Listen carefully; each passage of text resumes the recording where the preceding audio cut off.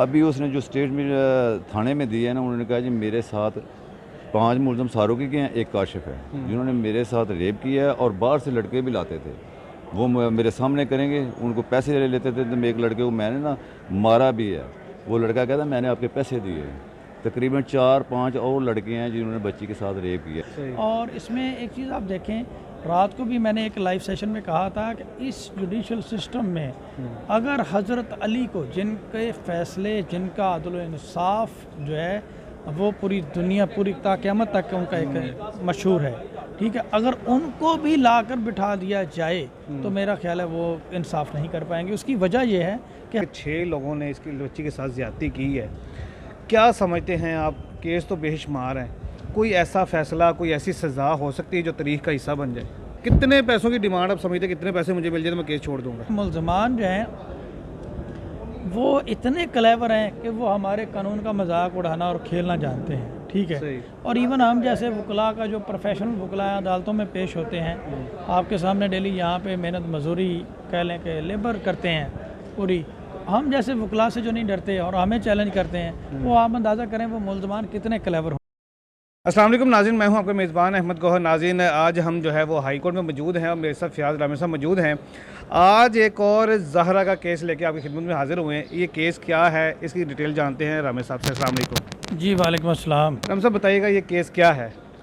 जी बहुत शुक्रिया अहमद भाई। बेसिकली ये एक बच्ची है ग़ुलाम ज़हरा, तो ज़हरा की तरह ही, और ये सैयद इमदाद हुसैन शाह साहब, इमदाद हुसैन काज़मी इसके वालिद हैं, ठीक है।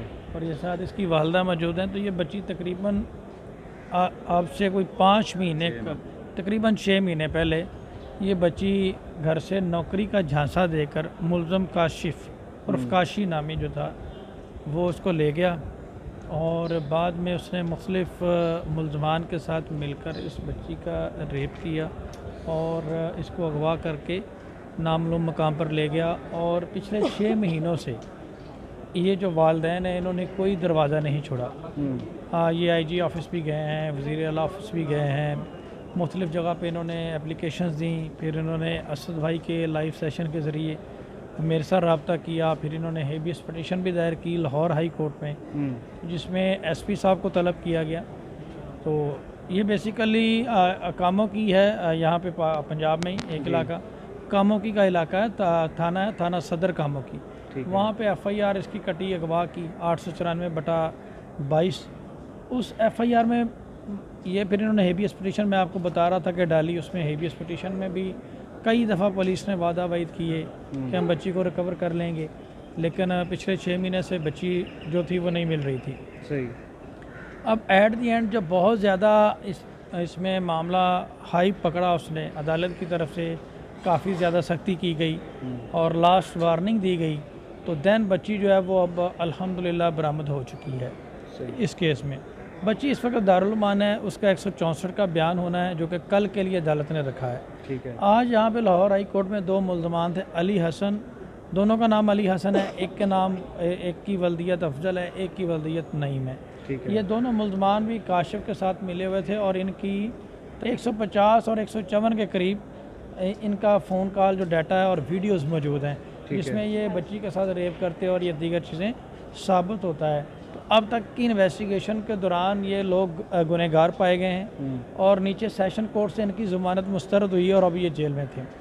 आज भी इनकी ज़मानत की जो दरख्वास्त यहाँ पे लाहौर हाई कोर्ट में लगी हुई थी, तो इसमें हमने अदालत को बताया कि बच्ची जो है वो रिकवर हो चुकी है, बरामद हो चुकी है, क्योंकि उसका बयान कलमबंद होगा। बच्ची सारे वकूए की स्टार विटनेस है, आई विटनेस है। असल हक़ायक़ बच्ची जब तक अदालत को नहीं बताएगी तब तक इन मुल्ज़मान का सही रोल अदालत के सामने नहीं आ सकता। टेंटेटिव असेसमेंट के मुताबिक, रफ अंदाजे के मुताबिक तो ये मुल्ज़मान गुनहगार हैं और इसी बेस की इनकी ज़मानत नीचे से खारिज हो चुकी है। सही है। लेकिन अभी अगर बयान कलम बंद करने दिया जाए तो चीज़ें मज़ीद क्लियर हो जाएंगी। ठीक है। और टेंटेटिवली या एक अंदाजे के मुताबिक बज़ाहिर ये लग रहा है कि बच्ची की हालत जो है वो बहुत ज़्यादा ख़राब है और तकरीबन मुर्दा हालत में वालदैन तक पहुँची है और बच्ची जो है वो मुल्ज़मान के अगेंस्ट बयान देने जा रही है। सही। और उसमें ये चीज़ सामने क्लियर है कि बच्ची जो है उसके साथ ज़्यादती भी हुई है और अगवा का मैटर भी हुआ है। तो इंशाल्लाह ये जो मुल्ज़मान हैं ये किसी सूरत भी सज़ा से बच नहीं सकेंगे। तो आज ये फिलवक़्त अदालत ने कहा कि ये जेल में ही रहेंगी। आज इनकी ज़मानत का फ़ैसला नहीं हुआ। जब तक बच्ची का बयान कलमबंद नहीं हो सकता तब तक अदालत ने मज़ीद 15 दिन का टाइम इसमें दिया है।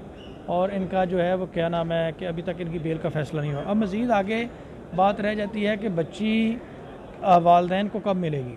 सही है। तो 164 का बयान कल इसका कलमबंद होना है। 11 मार्च को बच्ची रिकवर हुई है। यहाँ पे मैं एक चीज़ पॉइंट आउट करना चाहूँगा कि 11 मार्च को बच्ची रिकवर हुई है, 11 से लेकर आज 14 हो गई है। तो 3 दिन में अभी तक 164 का बयान नहीं करवाया जा सका। हालांकि जब मुल्ज़म की फेवर में बयान होना होता है तो फौरी हो जाता है, आधे घंटे में बयान हो जाता है। ये एक इंतहाई अफसोसनाक चीज़ है हमारी अदालतों के हवाले से, पुलिस का जो रवैया है। अब देखें, उन औकात में बच्ची को अदालत में पेश करवाया जाता है जब या तो जज साहिबान नहीं होते या कोई ना कोई एम्बिग्विटी क्रिएट करके, ताकि किसी तरीके से ज़्यादा उसमें टाइम गेन किया जाए। अब 3 दिन से बच्ची जो है वो मुल्ज़मान के अपना पुलिस के अंडर इन्फ्लुएंस है या दारुल मान का जो स्टाफ है वहाँ पे उनके इन्फ्लुएंस है। मुख्तलिफ लोग उससे जाके मुलाकात कर सकते हैं, उसको हरासा कर सकते हैं, परेशान कर सकते हैं। इतनी मुश्किल से पहले ही बच्ची रिकवर हुई है, तो ऐसी सिचुएशन में 164 का बयान जो है उसको डिले करना, इससे मेरे बतौर वकील एक इसमें बहुत ज़्यादा तहफ़्फ़ुज़ात हैं। ये बयान पहले दिन होना चाहिए था। 3 दिन का डिले जो है ये बेसिकली बच्ची को तोड़ने के लिए 3 दिन का डिले डाला गया। दारुल मान में ही रहेगी 3 दिन। और बेसिकली ये एक बच्ची का हौसला शिकनी करने के लिए या उसका बयान बदलवाने के लिए इस तरह के टैक्टिक्स यूज़ किए जाते हैं। एनी हाउ, बहरहाल हम इसमें अच्छे की उम्मीद करते हैं। बच्ची बग़ैर किसी प्रेशर के अदालत को सही हक़ाइक़ बताएगी और अदालत ने तमाम मुल्ज़मान को तलब किया है उसमें अदालत में, और वालदैन भी कल इंशाल्लाह बयान के वक़्त अदालत में मौजूद होंगे और मैं उम्मीद करता हूँ कि सब फैक्ट्स बच्ची जो है वो बताएगी। लेकिन पुलिस की कारकर्दगी और रवैये से मैं मायूस हुआ हूँ कि इस तरह के संगीन मामलात में भी उनका रवैया जो है वो बड़ा रिलक्टेंट और अजीब किस्म का होता है। और बीच में ये कहा जा रहा था कि जी आप पैसे ले लें। ये कहानी तो बहुत लंबी हो जाएगी, पैसे ले लें, आप रिट वापस ले लें। हालांकि पुलिस का और इदारों का काम ये नहीं होता। उन्होंने तो या गुनहगार लिखना होता है या बेगुनाह लिखना होता है। अगर मुझे लगता है बतौर मैं इन्वेस्टिगेशन ऑफिसर हूँ तो मुझे लगता है कि अगर इमदाद शाह साहब ने गलत FIR करवाई है तो मैं बगैर खौफ किसी अपना खौफ के FIR खारिज करके उसकी रिपोर्ट अदालत में जमा करवा दूंगा। मैं ये नहीं कहूँगा आप पैसे ले लें। इट मीन्स कि आपने ऑफेंस किया है, आप माफ़ी मांग रहे हैं। अच्छा सर, जो मेन मुल्ज़म बता रहे हैं अब काशिफ, वो अरेस्ट नहीं हुआ? वो भी अरेस्ट है, जेल में है। तीनों मुल्ज़म तमाम इसमें 6 मुल्ज़मान जेल में है इस वक्त अल्हम्दुलिल्लाह। तमाम मुल्ज़मान जेल में हैं। 1-2 ख़वातीन थी जिनका बहुत अहम रोल है, लेकिन वो पुलिस की मिली भगत से उनकी बेल हो गई।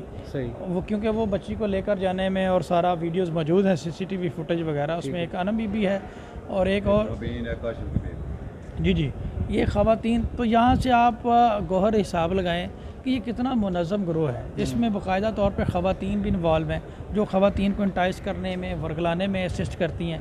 तो ये इसलिए इसमें तो पिक्चर सारी क्लियर है। ख़वातीन तो इसलिए रखी जाती है ना ताकि लड़कियों को तमाद हो जाएगी, इसके अंदर लड़कियाँ और भी हैं, मैं अकेली नहीं हूँ। डेफिनेटली। तो ये तो पूरा एक ग्रोह जो है वो बुरी तरह से एक्सपोज हो चुका है।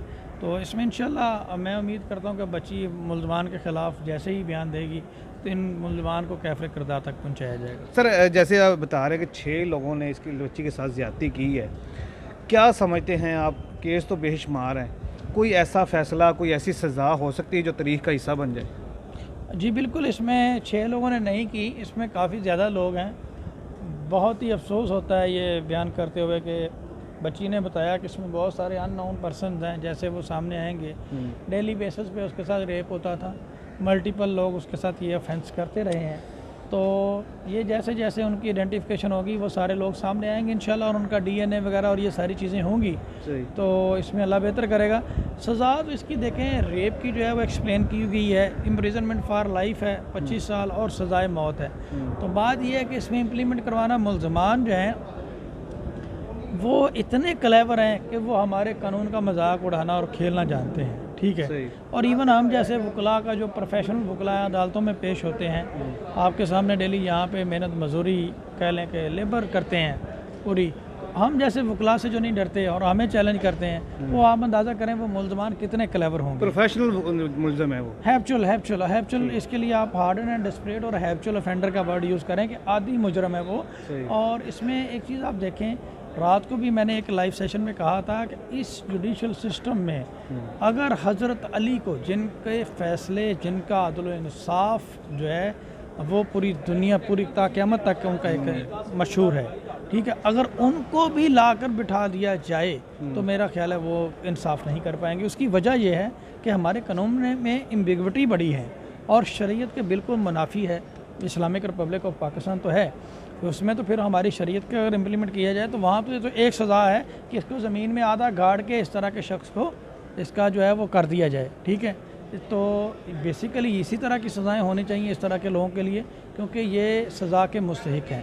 तो अभी जो हमारे पास मौजूदा कानून है वो अंग्रेज़ों का बनाया हुआ कानून है, उसमें यही दो सज़ाएँ हैं कि उम्र कैद और सज़ाए मौत। तो इसमें ये जो मुल्ज़मान है, इनमें जो मुल्ज़म काशी है, जो मरकज़ी मुल्ज़म है, इसकी हद तक तो डेथ पेनल्टी होनी चाहिए। आपको कैसे पता चला कि लड़की हमारी अगवा हो गई है? सर, बच्ची कॉलेज में जाती थी पढ़ने के लिए, और इन लोगों ने, जो काशिफ है और उसकी वाइफ है, पीछे कॉलेज में जाते थे और कहते थे कि हम आपको, बच्ची ने कंप्यूटर कोर्स किया हुआ था ना, तो कह रहे थे कि आपको ना 50,000 40,000 रुपये नौकरी लगवाता हूँ, आप थैले सीती हैं पर बाद में नौकरी भी, कॉलेज भी जाती हैं, तो लिहाजा मैं आपको 40-50,000 रुपये नौकरी लगवा देता हूँ। ठीक है। इसने अपनी बेगम की, पहले मेरी बेटी के साथ दोस्ती लगाई है, फिर उसके साथ बच्ची को एडजस्ट किया है, तो फिर ये किसी फैक्ट्री में लेके गया है, उधर जाकर उधर की भी वीडियो हमने ली, कॉलेज के इसकी बेगम की वीडियो ली, और बच्ची जब आई है तो वो सारे मामला जब देखें तो बच्ची के साथ रेप बेस ने किया। आपको पता कैसे चला कि बच्ची अगवा हो गई?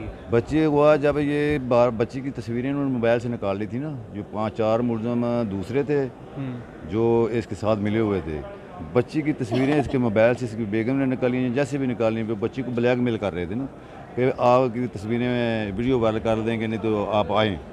किस किस्म की तस्वीरें थी वो? तस्वीरें वो हमें तो नहीं पता, लेकिन जब जो बाद में हमने डाटे निकाले, वीडियोज़ मिली, तो वो वीडियो देखने के काबिल नहीं थी, ठीक है। ठीक है। तो बच्ची के मोबाइल से इन्होंने कुछ वीडियो ली जो अपने साथ टच करके कोई ना ब्लैकमेल बच्ची को करते। बच्ची अनजान थी, उसने मुझे भी ना बताया, उनको कहती मेरी डर गई बच्ची, डिलीट कर दें, ये है वो है। ठीक है। उन्होंने कहा जी आप ऐसा करें कि आप कामों की भी आ जाएं, मोबाइल घर छोड़ के आना है, सारा कुछ डिलीट करके आना है, हम वीडियो भी डिलीट करेंगे और जो पैसे आपके हमने लिए हैं वो भी आपको देंगे, तो हम माफ़ी भी मांगेंगे। ठीक है। बच्ची ने बगैर बताए माँ बाप से वो चली गई। उन्होंने ऐसा किया, गाड़ी उधर से लाए थे, एक औरत ही साथ, 4 वो लड़के थे, ठीक है, वो ले गए। ठीक है। मुझे नहीं पता था कि ये मामला मेरे साथ चल रहा है। जब बच्ची चली गई है, मैं घर आया हूँ, मैंने ढूंढना शुरू, 2 दिन तो मैं किसी को बताया नहीं कि गैरत का मामला है, कि रिश्तेदारी अजीज क्या कहेंगे, बिल्कुल ऐसे ही। शायद किसी टीचर के पास हो। आस्ता आस्ता फिर मुझे पता चला कि ये काशिफ नाम का लड़का कुछ मुलव्वस है ना इसमें। तो मैं इनके घर गया, इस औरत ने मुझे धमकी वगैरह भी दी कि भाई जिधर से जोर लगाता है लगा लो, आप बच्ची का निकाहनामा भी आ जाएगा, तो फलान। उस वक्त वक्ती तौर पे मैं ना 12 तारीख को, 9वें महीने की 12 तारीख को सिर्फ काशिफ पे और रज़िया बेगम में ना मैं FIR कटे, क्योंकि मुझे बाकी मामला का पता नहीं था। सही। फिर मैं ढूंढने शुरू हो गया हूँ, डाटे निकाले, डाटे जब सर निकाले तो उसमें से 4 मुलज़म और थे, जिनकी वीडियोज़ भी मिल गई, गंदी वीडियोज़ भी मिल गई। और मैं जाके SHO साहब को कहा, सर ये देखो वीडियोज़ भी आपके पास हैं, मेरे ये मुलज़म पकड़े। 2 मेरे मुलज़म नहीं उन्होंने पकड़े। मजबूर होगा हाईकोर्ट में 491 की, वो भी मैं कराने के हक में नहीं था, क्योंकि मैं कह रहा था मेरे मुलज़म पकड़े जाएंगे, लेकिन नहीं पकड़ रहे थे, बार बार कह रहे थे भाई जाओ अपना काम करो। अच्छा, जब आपकी बच्ची से मुलाकात हुई अभी, जी तो बच्ची किस हालत में थी? बच्ची सर मुर्दा हालत में, भी बच्ची के जिस्म में खून नहीं है। ये हमें गली में से मिली है, आई है और हमारे दरवाजे के आगे पड़ी है। तो वो गली वाले भी 1-2 लड़कों ने देखा, और मैंने अंदर नहीं अभी की, मैंने ज़ुबैर साहब SHO साहब हैं उनको फ़ोन किया है, तफ्तीशी साहब को, जी बच्ची आई है, उसकी हालत बहुत ख़तरनाक है। बच्ची खुद आई है या उसको फेंक दिया गया? ये बच्ची अभी तक उस वक्त हालत में नहीं थी, ठीक है। ठीक है। उसी वक्त आए हैं, वो बच्ची को ले गए हैं थाने में। वो हमें मेरे हालांकि कि मेरी बच्ची के साथ जो ज़्यादती हुई है मुलज़मा नहीं है, उन्होंने कहा जी ये हम थाने में रखेंगे। फिर इसकी वालदा ने कहा कि मेरी बच्ची मुलज़मा नहीं, आप ज़्यादती कर रहे हैं, मैंने साथ रहना है, ठीक है। बच्ची रात को भी चीखे मारे, वो अस्पताल लेके गए हैं, दवाई वगैरह लेके दी। अभी उसने जो स्टेटमेंट थाने में दी है ना, उन्होंने कहा जी मेरे साथ 5 मुलज़म सारों के हैं, एक काशिफ है, जिन्होंने मेरे साथ रेप किया है और बाहर से लड़के भी लाते थे। वो मेरे सामने करेंगे, उनको पैसे ले लेते थे। तो एक लड़के को मैंने ना मारा भी है। वो लड़का कहता मैंने आपके पैसे दिए। तकरीबन 4-5 और लड़के हैं जिन्होंने बच्ची के साथ रेप किया है, 6 ये हैं।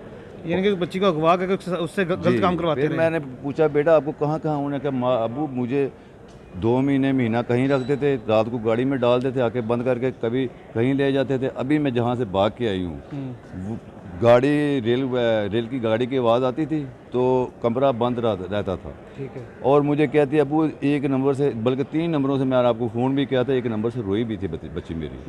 वो नंबर मैं तीनों SHO साहब को दिए कि ये बच्चे से, इस नंबर से मेरी बच्ची रोई है, तो प्लीज़ ये उन्होंने आज तक वो बच्चे ना नंबर ट्रेस किए हैं। टोटली डाटे, टोटली वीडियो मैंने खुद अपनी मदद के तहत मकान बेचा, सारा कुछ किया, मैंने दिया। बाप को जब पता चला कि मेरी बच्ची के साथ ये मामला हुआ है, उस वक्त क्या हालत थी आपकी? मैं तो कहता हूँ मुझे रब मौत दे दे, इसके अलावा मैं क्या कह सकता हूँ। अभी कुछ कह रहे हैं, अभी ये कह रहे हैं जी रेट ख़त्म हो गई है, बच्ची आ गई है। मैं उन लफ्ज़ों से बयान नहीं कर सकता। कुछ लोग कहते हैं जी ये तफ्तीशी साहब ने ना मेरे कज़न को जाके कहा है कि शाह साहब को कहें कि कुछ पैसे जो मिलते हैं ले लें, एक आदमी की ज़मानत खारिज होगी, सारे छूट जाएंगे।